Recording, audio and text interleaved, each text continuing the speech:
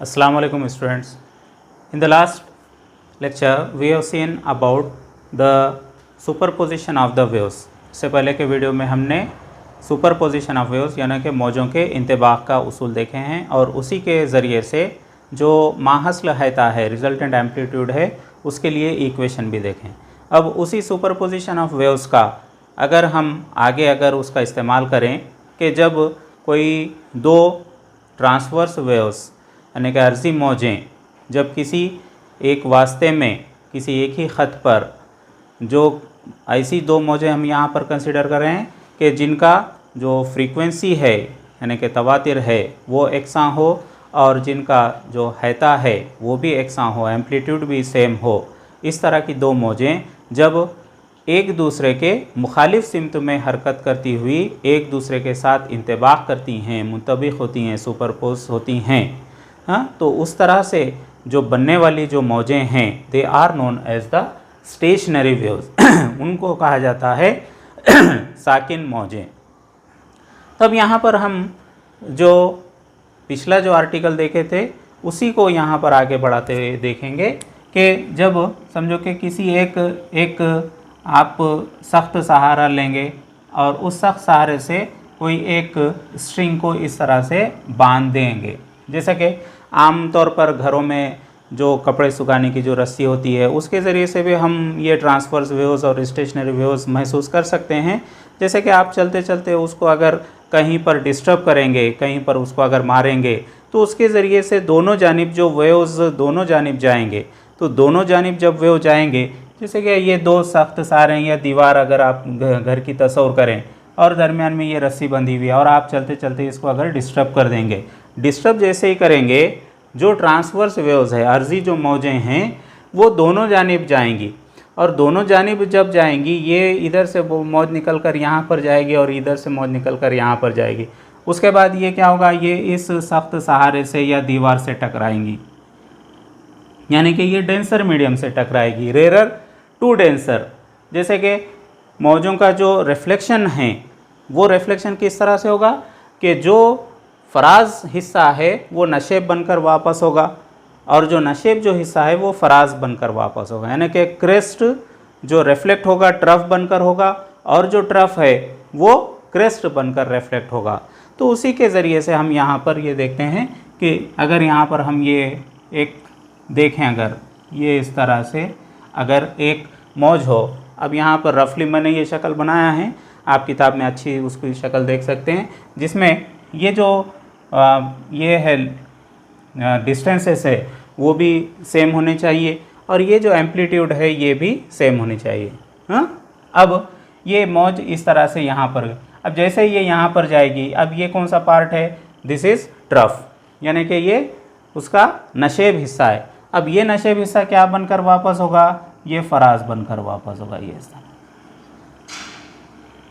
तो अब यहाँ पर आप देख रहे हैं कि ये मुख्तलिफ जो आपको हिस्से नज़र आ रहे हैं, ये एक हिस्सा, ये एक हिस्सा, ये एक हिस्सा, ये एक हिस्सा।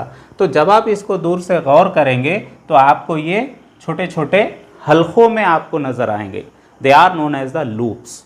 इनको क्या कहा जाएगा, इनको कहा जाएगा लूप, यानी कि हल्का।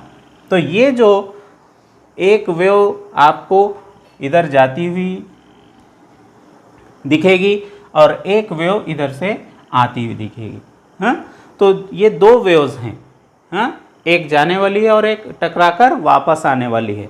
तो ये दो वेव्स जिनका जो एम्पलीट्यूड है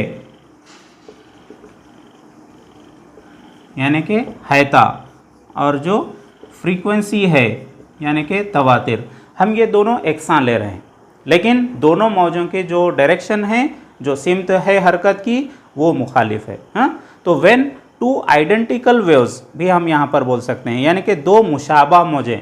मुशाबा किस तरह से, दोनों का एम्पलीट्यूड सेम होना, दोनों की फ्रीक्वेंसी सेम होना, तब हम उनको बोलेंगे आइडेंटिकल वेव्स, मुशाबा मौजें। तो when two identical waves travel in any medium and in opposite direction when they superimpose to each other the stationary waves are formed। जब दो मुशाबा मौजें जिनके हैता और तवातिर एकसां हों अगर किसी वास्ते में सफ़र कर रहे हैं और एक दूसरे के मुखालिफ हरकत करते हुए एक दूसरे से मुंतबिक होंगे, तब जो बनने वाली मौजें हैं उनको साकिन मौजें कहा जाता है। उनको क्या बोलेंगे हम? साकिन मौजें बोलेंगे। हाँ, they are stationary waves. Stationary क्यों कहेंगे? क्योंकि ये आपको हरकत करते हुए नज़र नहीं आएंगे, वो आपको साकिन नज़र आएंगे, स्टैंडिंग नज़र आएंगे। हाँ, स्टेशनरी या दूसरा जो उसका नाम है वो है स्टैंडिंग वेव्स। स्टेशनरी वेव्स या स्टैंडिंग वेव्स यानी कि साकिन मौजें। हालांकि मौज तो हरकत करती हुई रहेगी, लेकिन दोनों के इंतबाक की वजह से जो हमको ये नज़र आएगा वो वहाँ पर हमको साकिन नज़र आएंगे। इस वजह से उसका जो नाम यहाँ पर हासिल हुआ है वो है स्टेशनरी या स्टैंडिंग यानी कि साकिन मौजें। अब हम इनका थोड़ा सा मैथमेटिकल जो एक्सप्रेशन हैं, हाँ, वो यहाँ पर देखेंगे। चलिए, तो अब देखेंगे हम equation of stationary wave on a stretched string यानी कि किसी तने हुए तार पर साकिन मौज की मसावत। जैसे अभी हमने देखे कि किस तरह से एक तार पर साकिन मौजें तश्कील पाती हैं, साकिन मौजें बनती हैं। अब ये इक्वेशन हासिल करने के लिए हम यहाँ पर दो सिंपल हार्मोनिक प्रोग्रेसिव वेव्स का इस्तेमाल करेंगे, यानी कि दो सादा मौसीकी तरक्की पजीर मौज की मसावतें लेंगे। कैसी मौजें रहेंगी ये? जिनका एम्पलीट्यूड यानी कि हैता एकसा रहेगा और जिनका जो तवातिर है, फ्रीक्वेंसी है, वो भी सेम रहेगी। लेकिन ये फ़र्ज़ कीजिए कि एक्स महवर के दोनों जानिब हरकत कर रहे हैं, एक पॉजिटिव जानिब हरकत कर रही है और एक निगेटिव जानिब हरकत कर रही है, यानी कि मुखालिफ सिमत में हरकत करने वाली दो यहाँ पर हमको मौजें लेना है। हाँ? तो अब यहाँ पर सबसे पहले हम कंसिडर करेंगे कि एक्स महवर के मुस्बत जाने वाली, मुस्बत सिमत में हरकत करने वाली जो मसावत है, उसके जो डिस्प्लेसमेंट है, उसका जो हटाव है, उसके लिए इक्वेशन लिखेंगे y1 equal to a sine 2 pi N T minus x by lambda. तो ये फर्स्ट इक्वेशन यानी कि एक्स महवर के मुस्बत जानिब हरकत करने वाली मसावत। अब यहाँ पर चूँकि दोनों का एम्पलीट्यूड सेम है, हैता सेम है, इसलिए ए का ही यहाँ पर इस्तेमाल किया। अब दूसरी जो इक्वेशन है वो रहेगी y2 equal to a sine 2 pi N T plus x by lambda, यानी कि एक्स महवर के मनफी जानिब निगेटिव डायरेक्शन में हरकत करने वाली ये मसावत रहेगी। अब ये बात यहाँ पर आप आसानी से इक्वेशन याद रखने के लिए, पॉजिटिव जानिब जो जाएगी उसमें ये ब्रैकेट में मनफी आएगा और निगेटिव जानिब जो जाएगी, मनफी जानिब जो जाएगी, उसके लिए ब्रैकेट में प्लस साइन आएगा, यानी कि दोनों एक दूसरे के। अब आप इसको याद रखने के लिए आप उसका इस्तेमाल कर सकते हैं। मुस्बत जाने वाली के लिए मनफी और मनफी सिमत में जाने वाली जो मौज है उसके लिए ब्रैकेट में प्लस का आप इस्तेमाल यहाँ पर करना है। हाँ? अब मौजों के इंतबाक के उसूल के मुताबिक ये दोनों का जो माहसल है हटाओ, उसके मुताबिक जैसे कि आपको मालूम है y equal to y1 plus y2। हाँ, तो y equal to y1 plus y2 ये इक्वेशन का हम इस्तेमाल करेंगे, यानी कि दोनों को एक दूसरे में मुंतबिक हम कर रहे हैं। हाँ, therefore y equal to y1 plus y2 equal to, अब y1 की इक्वेशन a साइन 2 पाई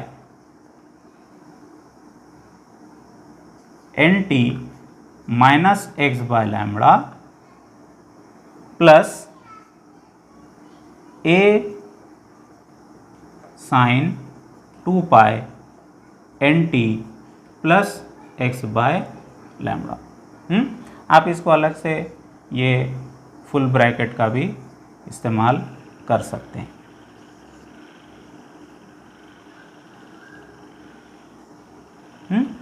तो ये इस तरह से, अब ये दोनों इक्वेशंस में जो कॉमन है वो सिर्फ स्मॉल a है, इसलिए ये a, उसके बाद ये बड़ी ब्रैकेट, उसके बाद sine 2 pi N T minus x by lambda, उसके बाद plus sine 2 pi N T plus x by lambda. Okay, तो ये ए कॉमन निकाले हमने, फिर ये इक्वेशन लिखे।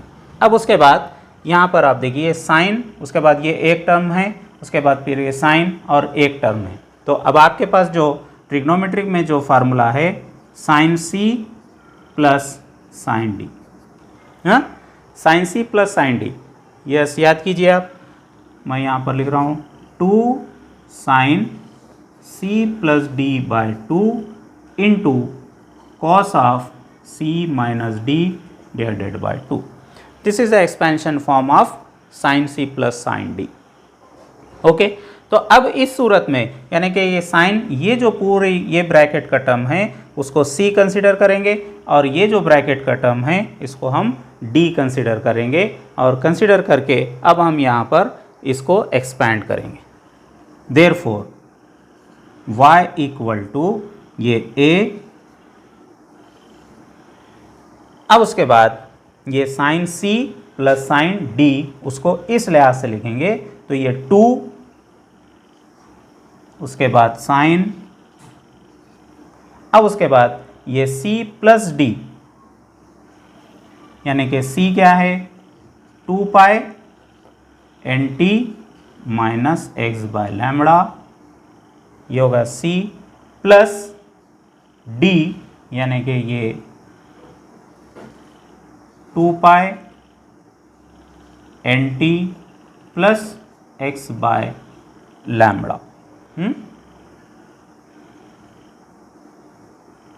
ये साइन ये c plus d divided by 2 यानी कि sine c plus d by 2, ये एक टर्म हो गया। उसके बाद मल्टीप्लाइड बाय, अब हम इसको यहाँ पर नीचे लिखेंगे, ये मल्टीप्लिकेशन में ही है, कॉस ऑफ, अब क्या लिखेंगे cos of c minus D by 2। अब c का टर्म कौन सा है, ये टर्म है c का, cos of 2 pi N T minus x by lambda. अब माइनस डी, ये प्लस की जगह माइनस आएगा, 2 pi N T plus x by lambda. Okay, divided by this 2। तो ये क्या होगा 2 sine C plus D by 2 into cos C minus D divided by 2। Okay, अब हम इसको फर्दर सॉल्व करेंगे, ये होगा कंप्लीट यहाँ पर। Therefore y इक्वल टू, अब ये a इंटू 2 यानी कि अब आप इसको ये इस तरह से लिख सकते हैं 2a। ओके, अब उसके बाद sign,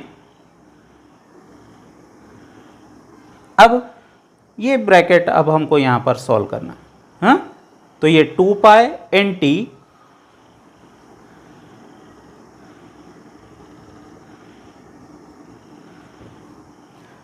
minus 2 pi x by lambda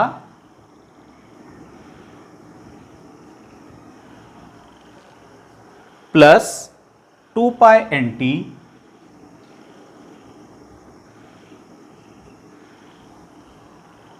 plus 2 pi x by lambda.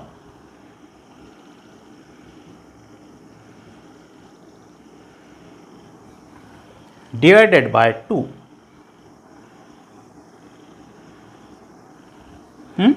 उसके बाद into cos of,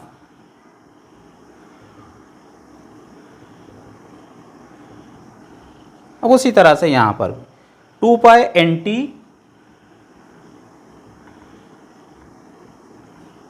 minus 2 pi x by lambda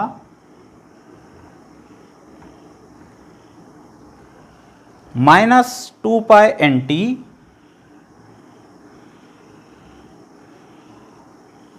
अब यहां पर plus minus minus 2 pi x by lambda.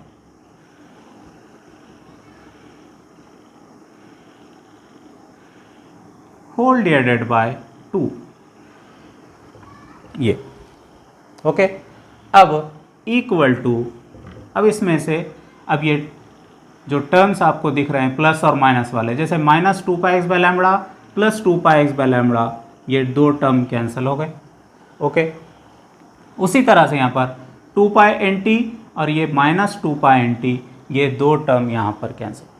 तो अब यहाँ पर हम क्या लिख सकते हैं, equal to 2a sine 2πnt 2πnt, हाँ, यानी कि यहाँ पर कितने हो जाएंगे, ये 4πnt डिवाइडेड बाय 2 इंटू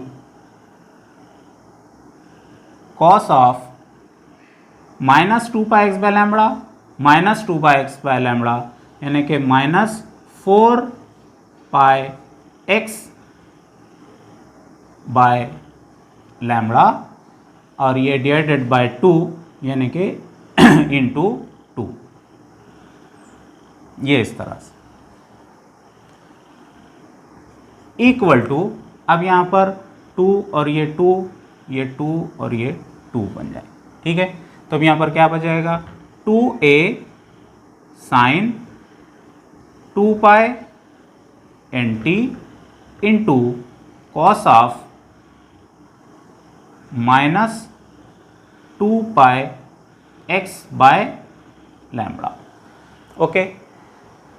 अब आपको एक और चीज़ मालूम है कि cos of minus theta equal to cos of theta, right.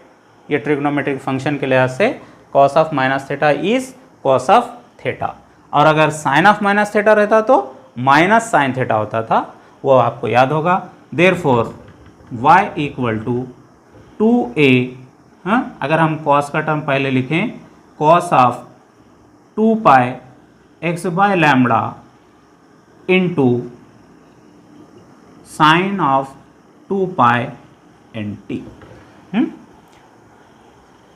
अगर ये जो टर्म है, हाँ, if 2a cos of 2πx/λ, if this is considered as the resultant amplitude, अगर इसको माहसल हैते के तौर पर अगर हम तस्वुर करें, तब therefore this y equal to this capital A sin 2πnt. This is the resultant of the stationary waves equation, resultant displacement. This A is the resultant amplitude. अब आप यहाँ पर इस इक्वेशन में x की गैर मौजूदगी देख रहे हैं, x is not present here. It means that individually x अगर डिस्प्लेसमेंट है और वो अगर मौजूद नहीं है, मतलब ये है कि वो स्टेशनरी है, यानी कि वो साकिन है। अगर हरकत में अगर रहा तो हम उसका डिस्प्लेसमेंट लेते हैं, हाँ, उसका हटाव मालूम कर सकते हैं। लेकिन इस मसावात में x नहीं है, बल्कि वो किस पर डिपेंड है, ये जो कैपिटल A है, यानी कि this resultant amplitude and this n which is constant. n क्या है, फ्रीक्वेंसी है, और हम यहाँ पर उसके लिए ओमेगा भी कांस्टेंट ले रहे हैं, उसका फ्रीक्वेंसी कांस्टेंट ले रहे हैं, और इक्वल एम्पलीट्यूड ले रहे हैं यहाँ पर। तो इस वजह से यहाँ पर ये equation y equal to a sin 2πnt, this is the equation for the stationary wave. ये साकिन मौज की मसावात कहलाती है। अब इसी मसावात के ज़रिए से हम जो मैक्सिमम एम्पलीट्यूड और मिनिमम एम्पलीट्यूड के जो पॉइंट्स रहेंगे स्टेशनरी वेव्स में, वो पॉइंट्स के लिए सेपरेट इक्वेशंस भी हासिल कर सकते हैं, वो किन पॉइंट्स पर बनते हैं और कितने टाइम पर बनते हैं, ये तमाम इक्वेशंस हम हासिल कर सकते हैं। अब यहाँ पर चूँकि 2πn जो है ये ओमेगा के मसावी है, इसलिए हम इसको ऐसा भी लिख सकते हैं 2π⍵t। तो y equal to a sine ⍵t since omega equal to 2πn। n। ये इक्वेशन भी हम यहाँ पर इसके ज़रिए लिख सकते हैं। चलिए, तो नेक्स्ट जो आर्टिकल है हमारा वो है कंडीशन फॉर नोड। इसी साकिन मौजों के तहत उहदा के लिए शर्त। अब आप ये बोलेंगे कि ये नोड और ये उहदा क्या हैं। तो नोड या उहदा जो स्टेशनरी वेव्स हैं, स्टेशनरी वेव्स के ही अलग अलग जो पॉइंट्स होते हैं उनके लिए नाम दिए गए हैं। हाँ, तो nodes are the points where the displacement is minimum और द ज़ीरो। हाँ, उहदा ऐसे साकिन मौज में ऐसे नुकात होते हैं जहाँ पर जो उनका हैता है वो सिफ़र होता है या अखल तरीन होता है। जैसे कि यहाँ पर शक्ल में आप देख रहे हैं, ये जो मुकामात है यहाँ पर, यहाँ पर, यहाँ पर, यानी कि ये जो मौज के जो पार्टिकल्स हैं उसकी जो डिस्प्लेसमेंट रहेगा, जैसे कि सेंटर में ये मैक्सिमम डिस्प्लेसमेंट आज़म तरीन हटाओ, और यहाँ पर जो हटाओ बिल्कुल सिफ़र है या अखल तरीन है, तो ये जो नुकात हैं इनको नोड्स कहा जाता है या उहदा कहा जाता है। ठीक है, तो अब उनके लिए शर्त या कंडीशन हमको यहाँ पर देखना है। जैसे कि माहसल जो हटाव के लिए हमने जो इक्वेशन अभी हासिल किए थे, उसमें जो मैक्सिमम और मिनिमम के लिए जो शराइत हैं उसके तहत capital A equal to 2a cos of 2 pi x by lambda, जो हमारे रिजल्टेंट एम्पलीट्यूड की जो इक्वेशन है, माहसल हैते की जो मसावत है 2a cos of 2 pi x by lambda, जैसे कि हमने पिछले अभी जो आर्टिकल देखे उसमें जो कंसिडर किए थे, तो उसके मुताबिक a इक्वल टू ये इक्वेशन। अब उहदा के लिए शर्त हम ये बोल रहे हैं कि कंडीशन क्या है, a इक्वल टू 0, यानी कि अगर ये साकिन मौज में ऐसे नुकात जहाँ पर जो माहसल हैता है, रिजल्टेंट एम्पलीट्यूड है, वो मिनिमम या सिफ़र है, तो a equal to 0। a equal to 0 यानी कि ये 2a cos of 2 pi x by lambda equal to 0। इस वजह से cos of 2 pi x by lambda equal to 0 divided by 2a यानी कि 0। मतलब ये है कि cos का ये जो फंक्शन है उसकी कीमत कितनी है, 0 है। तो therefore 2 pi x by lambda equal to, अब cos की कीमत कब कब सिफ़र होती है ये आप ट्रिग्नोमेट्रिक फंक्शंस के लिहाज से देख सकते हैं। हाँ, सबसे पहले कब होंगी, सबसे पहले 90 डिग्री पर होती है यानी कि पाई बाय 2 पर। उसके बाद अब कंटिन्यू आप जा सकते हैं 3 पाई बाय 2 पर, उसके बाद 5 पाई बाय 2 पर, उसके बाद 7 पाई बाय 2 पर, ये इस तरह से कंटिन्यू रहेगा। आप यहाँ पर 2-3 अगर यहाँ पर उसके वैल्यूज़ लिखेंगे तो भी चलेगा। ओके, तो अब इस तरह से यानी कि cos के ये जाविये की कीमत सिफ़र है, तो कौन से जावियों पर रहेंगी, पाई बाय 2 पर सिफ़र रहेगी, 3 पाई बाय 2 पर सिफ़र रहेगी, 5 पाई बाय 2 पर सिफ़र रहेगी। ये इस तरह से सिलसिला जारी रहेगा। अब देयरफॉर x इक्वल टू, यानी कि जो डिस्प्लेसमेंट है उसका हटाव है, तो वो किन मुकामात पर उहदे बनेंगे, किन मुकामात पर नोड्स बनेंगे, वो यहाँ पर हमको देखना है। तो x इक्वल टू सबसे पहले ये 2 पाई बाय लैम्बडा मसावत के इस जानिब आएगा, यानी कि ये पाई बाय 2 और ये क्या हो जाएगा, ये लैम्बडा ऊपर डिवाइडेड बाय दिस 2 पाई, यानी कि पाई pi get cancel. First point क्या बनेगा, लैम्बडा डिवाइडेड बाय 2 टू ज़ 4। ओके, सेकंड पॉइंट क्या रहेगा, 3 पाई बाय 2 मल्टीप्लाइड बाय ये लैम्बडा ऊपर डिवाइडेड बाय दिस 2 पाई। तो अगेन पाई पाई गेट कैंसिल, तो सेकंड पॉइंट क्या बनेगा यहाँ पर, 3 लैम्बडा डिवाइडेड बाय 4। उसी तरह से 5 pi by 2 multiplied by lambda by 2 pi, pi pi get cancel. Third point is 5 lambda by 4 and so on. ये सिलसिला जारी रहेगा। मतलब ये है कि x डिस्प्लेसमेंट यानी कि लैम्बडा बाय 4 पर, 3 लैम्बडा बाय 4 पर, 5 लैम्बडा बाय 4 पर, इन मुकामात पर जो नुकात रहेंगे साकिन मौज में वो क्या रहेंगे, नोड रहेंगे, ओहदा रहेंगे। और इन मुकामात पर जो माहसल हैता है, जो रिजल्टेंट एम्पलीट्यूड है, उसकी वैल्यू 0 रहेगी, वो मिनिमम रहेगा। ओके, तो अब इसके लिए जनरल अगर हम लिखना है तो क्या लिखेंगे, x इक्वल टू, अब जैसे लैम्बडा बाय 4 यानी कि 1 lambda by 4, 3 lambda by 4, 5 lambda by 4, यानी कि ये पूरे ऑड नंबर्स आ रहे हैं यहाँ पर। तो इनके लिए एक जनरल इक्वेशन लिखी जाती है 2p - 1 लैम्बडा बाय 4, वेयर जहाँ p इक्वल टू 1 2 3 कंटिन्यू। जैसे कि आप p की कीमत 1 रखे, 2 1 2 - 1 यानी कि 1 लैम्बडा बाय 4, उसके बाद 2 रखिए, 2 2 4 - 1 यानी कि 3 लैम्बडा बाय 4, उसके बाद 3 रखिए, 3 2 6 - 1 यानी कि 5 लैम्बडा बाय 4। ये इस तरह से मतलब ये है कि x equal to 2p - 1 lambda by 4, ये कंडीशन किसके लिए है, ओहदा के लिए है, नोट के लिए। और दो जो मुतसिल ओहदे रहेंगे, चाहे आप ये दो लीजिए, ये दो लीजिए, या आगे कोई भी दो लीजिए, तो 2 सक्सेसिव जो नोट्स रहेंगे उनका जो फ़र्क रहेगा that will be 3 lambda by 4 minus lambda by 4।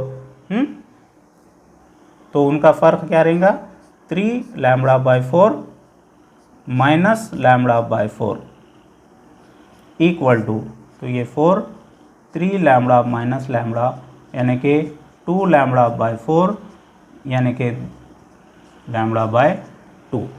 दो मुतसिल या मुसलसिल जो ओहदे रहेंगे उनका जो दरमियानी फासला रहेगा वो लैम्बडा बाय 2 यानी कि हाफ ऑफ द वेवलेंथ रहेगा, निस्फ तुल मौज के मसावी रहेगा।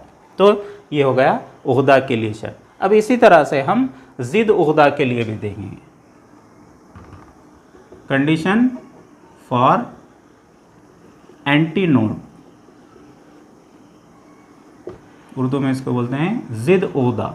तो जिद ओहदा के लिए शर्त।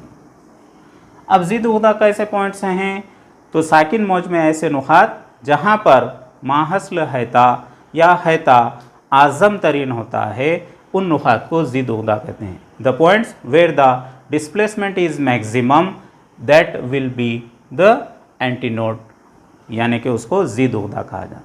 अब मैक्सिमम डिस्प्लेसमेंट, एक मौज का हैता हम क्या ले रहे हैं, ए ले रहे हैं, और दूसरी मौज का भी हैता क्या ले रहे हैं हम, वो भी ए ही ले रहे हैं। तो 2a मैक्सिमम डिस्प्लेसमेंट, ये दरमियान के पॉइंट्स, तो ये दरमियान में क्या रहेगा, एंटीनोड बनेंगे, जहाँ पर हैता आज़म तरीन होता है, यानी कि ये हैता बढ़ रहा है बढ़ रहा है बढ़ रहा है बढ़ रहा है, जहाँ पर आज़म तरीन हो गया वो एंटीनोड नुकात कहलाते हैं, एंटीनोड पॉइंट्स कहलाते हैं, जिद ओहदा नुकात। तो ये ए और ये ए दोनों जानिब, तो ए 2a, अब चूंकि ये दोनों जानिब है इसलिए इसको लिखा जाता है प्लस और माइनस 2a, यानी कि जो आपका माहसल हैता है, रिजल्टेंट एम्पलीट्यूड है, वो a इक्वल टू प्लस और माइनस 2a यहाँ पर कंडीशन रहेगी। अब जनरल जो इक्वेशन है फिर वही a equal to 2a cos of 2 pi x by lambda. अब आप ये इसमें देख रहे हैं कि दोनों में भी x है, मतलब डिस्प्लेसमेंट है, तो उस लिहाज से हम यहाँ पर नोड और एंटीनोड हासिल कर रहे हैं।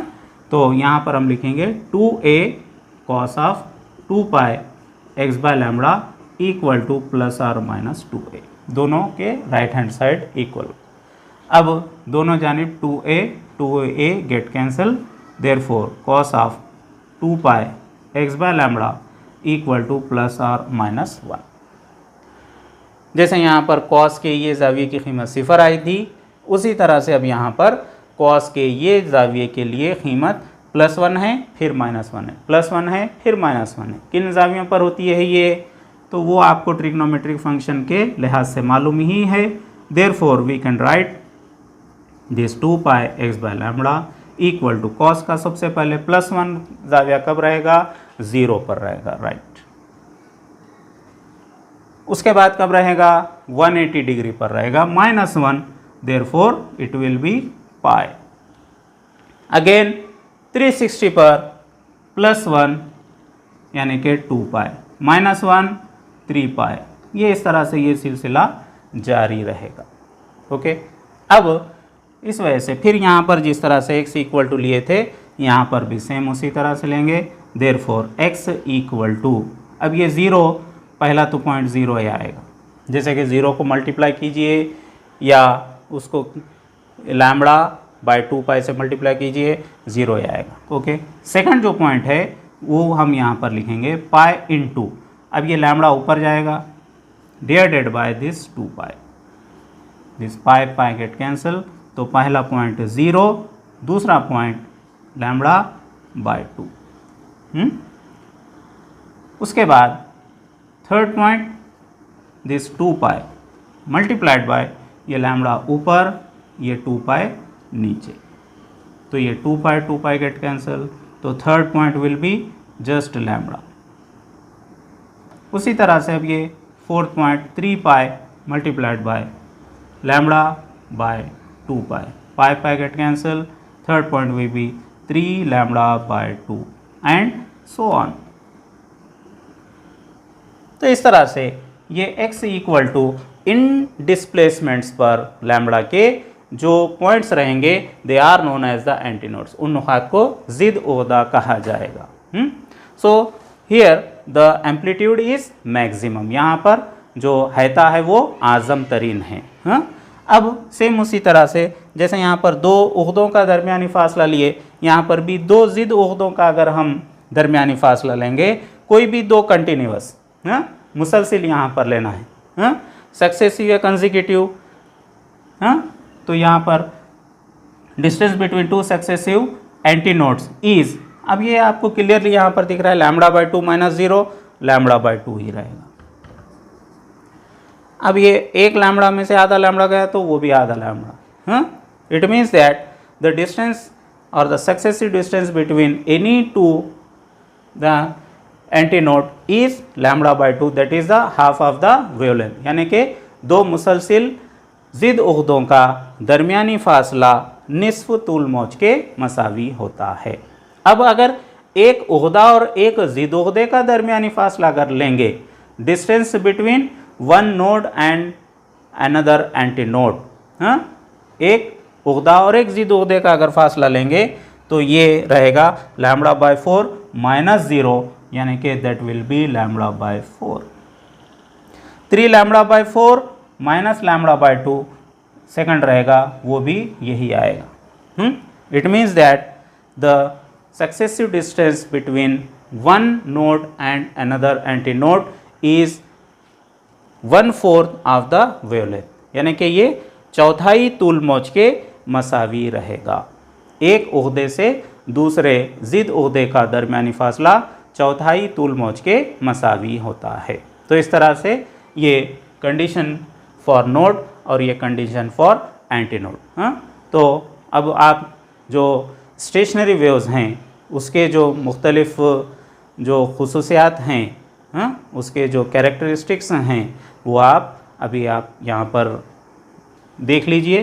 तो इन्हीं पॉइंट्स के साथ जो अभी हमने मैथमेटिकल जो इक्वेशन हासिल की स्टेशनरी वेव्स की, और ये जो नोड और एंटी नोड हमने यहाँ पर हासिल किए हैं, इनके ज़रिए से ही स्टेशनरी वेव्स के कैरेक्टरिस्टिक यानी कि खुसूसियात लिखे जा सकते हैं। Okay, thank you very much.